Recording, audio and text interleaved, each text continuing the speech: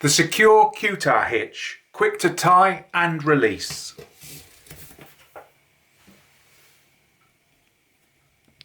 To tie the QTar hitch, you'll notice my right hand side here is the working end and to the left hand side is the standing end. The first thing we do is form a bight in our rope like so and place it behind the object that we want to tie the QTar hitch to. The next thing we do is we take a bight from the standing end and pass it through like so, through that first bight. You can pull down on the right hand lead or the working end here, and then once you've done that, you then take the working end, bring it round over everything,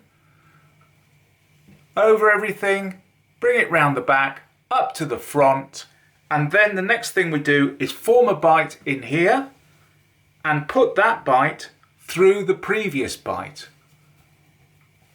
And then we just pull down on our working end and gradually it will tighten the knot up, and there we have it. We have the QTar, the quick tie and release hitch. And just to prove it, there we go, untie it and it just comes off